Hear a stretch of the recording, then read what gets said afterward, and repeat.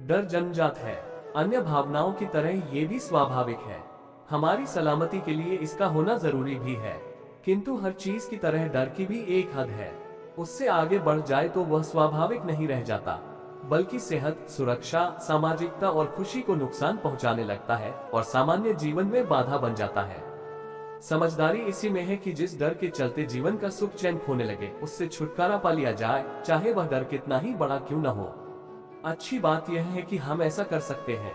माँ, मुझे अंधेरे में डर लगता है कहकर 10 वर्ष का शैलेश माँ के आंचल में खुद को छिपाने की कोशिश करता था। माँ बड़े दुलार से उसे अपने से चिपका लेती, पर उसे सुरक्षा अनुभव कराने के साथ साथ साहसी और निडर बनने की नसीहत भी देती।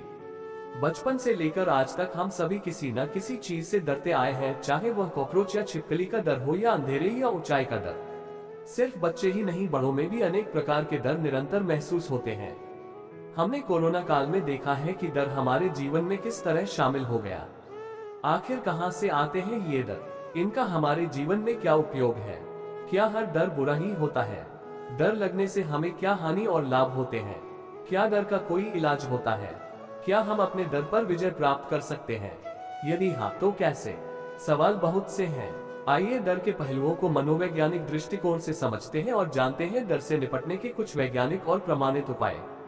जन्म लेते ही डर से मुलाकात। जब हम दुनिया में आते हैं तब दो मुख्य भाव जीवन को आगे बढ़ाते हैं, एक भूख और दूसरा डर। कल्पना कीजिए कि 3-3.5 किलो का शिशु अभी अभी जन्मा है। छोटा सा शिशु कितना नाजुक और असहाय है, अपनी हर जरूरत के लिए माता पिता या देखभाल करने वालों पर निर्भर है। उसके बस में कुछ भी नहीं सिवाय रोने के। उसे भूख लगती है तब भी रोता है, गीला करने पर भी रोता है और पेट भरा होने पर, सूखा होने पर भी रोता है। जब माँ गोद में उठा लेती है तो चुप भी हो जाता है। माँ की गोद में ऐसा क्या है जिसके लिए वह रो रोकर उसे पुकारता है? माँ की गोद में उस नन्हे शिशु के लिए सुरक्षा भाव जन्म लेते हैं। वह एक सुरक्षित स्थान, गर्भ से एक अनजान वातावरण में खुद को पाता है। इस वातावरण में उसे गर्मी, सर्दी, भूख, वे सारे एहसास हो रहे हैं जो अंदर नहीं होते हैं। एक कठोर दुनिया उसे डराती है। मनुष्य जीना चाहता है, सुरक्षित रहना चाहता है, पर इस वक्त इस शिशु को जैसे सब कुछ एक खतरा प्रतीत होता है। सब भयावह और डरावना लगता है। डर के भाव से यह हमारी पहली मुलाकात है।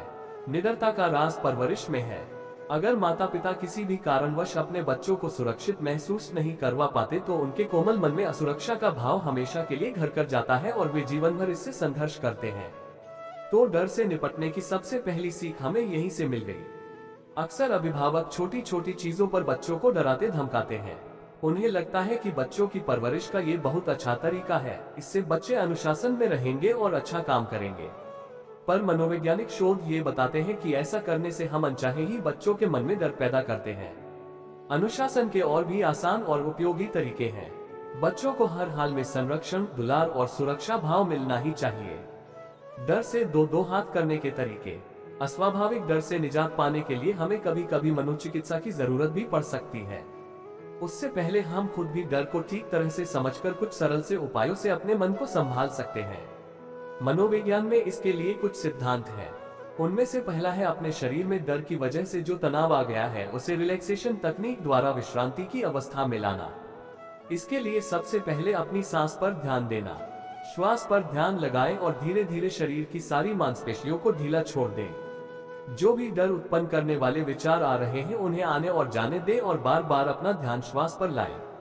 इस तकनीक से फौरी राहत मिलती है, पर यह डर का इलाज नहीं। सोच और सच्चाई का फर्क। सबसे बड़ी जरूरत यह है कि हम डर उत्पन्न करने वाले विचारों की जांच करें और देखें कि ये विचार हमारी सोच ही है या सच्चाई। सोच भविष्य काल का वाक्य बनाती है और हमें जितना हो सके अपने आप को वर्तमान में रखने की आदत डालनी है। घबराए हुए मन को पहले विश्राम की स्थिति में लाना है, फिर अपने विचारों को देखना है। जरूरत पड़े तो कागज पर लिख लेना है, फिर उन्हें जांचना है। क्या ये भविष्य काल का वाक्य बन रहा है? यदि हाँ, तो उसे वर्तमान में लिखकर या बोलकर देखिए। मैं स्टेज पर जाऊंगा तो सब भूल जाऊंगा, मुझसे गलती हो जाएगी और सब मुझ पर हंसेंगे। इस भविष्य काल के वाक्य को जब हम वर्तमान में परिवर्तित करेंगे तो होगा, मैं स्टेज पर हूँ, सब भूल गया हूँ, मुझसे गलती हो रही है और लोग मुझ पर हंस रहे हैं। इस वर्तमान के वाक्य को 5 से 10 बार बोलिए। शुरुआत में घबराहट बढ़ेगी, पर जैसे जैसे मन को वैचारिक त्रुटि का एहसास होगा, घबराहट कम होती जाएगी और पता चल पाएगा कि गलती होना एक सामान्य बात है। ये जीवन मरण की स्थिति नहीं है, इसमें खतरे की घंटी नाहक ही बज रही है। यदि आप डर के बावजूद साहस से काम लेते हैं तो पता चलेगा कि डर से जीतने का रास्ता दरअसल डर से होकर ही गुजरता है। धन्यवाद।